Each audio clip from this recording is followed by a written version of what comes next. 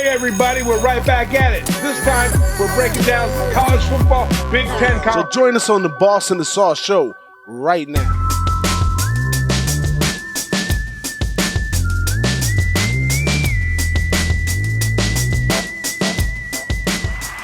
Dun, dun, dun, dun.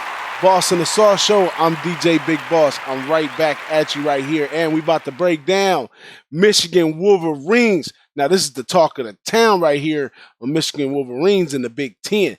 But here's my breakdown. Now, Harbaugh set up for success in his 5th year right here. He has experience at the quarterback position. He also has a solid O-line.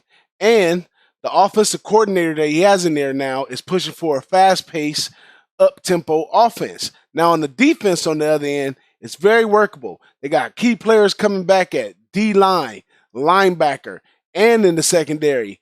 And should be no big job to continue to only give up an average of 19.4 yards per game. Now, Michigan also has a nice schedule this year, but here's what I say. They will not beat all 3 of the big 3 they have to play, which is Notre Dame, Michigan State, and Ohio State. They will, even though everybody's pushing for Michigan to beat Ohio State this year, they will fall to one of these 3 teams. I don't know which one. I'm going to let the Sauce talk about it.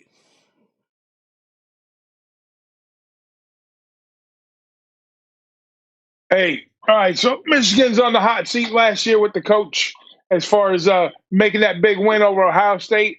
That's his nemesis. I got 3 words for Michigan. Beat Ohio State. That's all you have to do.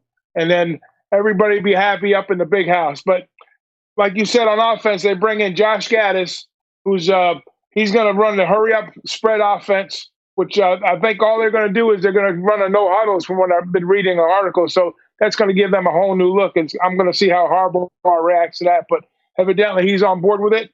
And quarterback Shea Patterson is the number 1 rated quarterback in the Big Ten. That's a fact for sure. And his main guy, Nico Collins, as a wide receiver, he had a breakout season last year as a sophomore. He's probably going to be his main weapon. On defense, like you said, they're stacked up. They're ranked top 1, 2 across the board. They do have the big 3, like you say. And like you say, every year they finish up with Ohio State. I see a pretty good go at the schedule for them. They're going to play in a lot of tough games. They're going to win a lot of games. And I think they're going to go a long way. There it is there, y'all. Y'all heard it from the Sauce himself. But to go ahead and comment further on Michigan, Michigan was 10-3 last year, and their 3 losses was to Ohio State, Notre Dame, and Florida in the bowl game. This year, they draw a much better competition.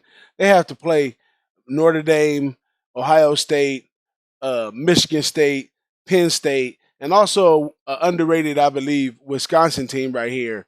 So 10-3, absolutely they'll be able to get that again. But if they're going to go 11 or 12 wins this year, it's going to have to be through Ohio State, like my man BigRagoo said.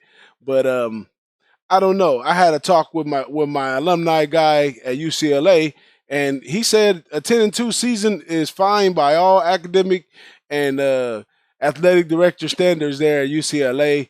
Not every team in the college football is trying to win a national championship each year. What's your final thoughts on Michigan, BigRagoo?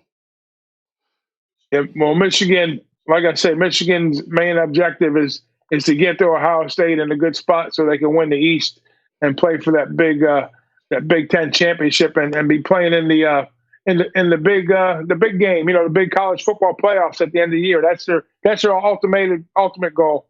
But I think they got a lot of nice looks, a solid team, and I look for some more W's for this team coming up real soon. Even if they beat Ohio State, BigRagoo, do you still feel they got big hopes at being in that Final Four?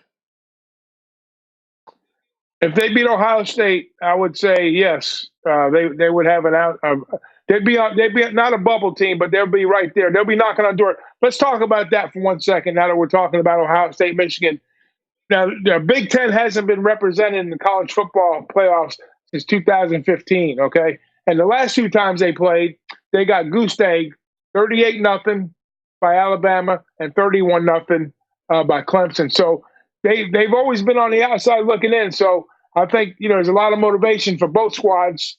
We're going to talk about Ohio State later on, but for the conference as a whole, they've struggled these past few years, and I think this will get them back on the national level as far as college football is concerned in the playoffs. Well, it's always tough for the Big Ten because they usually beat up on each other, and the small schools that beat the big schools, so True. forth and so on. So even if they do beat Ohio State, and let's say they come in at 9-2 or something like that, with the college schedule, and Clemson's almost a clear undefeated team, and Alabama right behind them, it's going to be difficult with anything more than one loss for Michigan to end up in that 4. So I don't know. I'm not an ex. I'm a 49er fan in football, and I love Harbaugh, and I wish him the best, but I don't know if college football coaching was cut out for him. Any final words, BigRagoo? Now we're going to see what they can do come their first game, which is August 31st against Middle Tennessee State. There it is there. You heard it right here on the Boss and the Sauce Show. I'm out of here.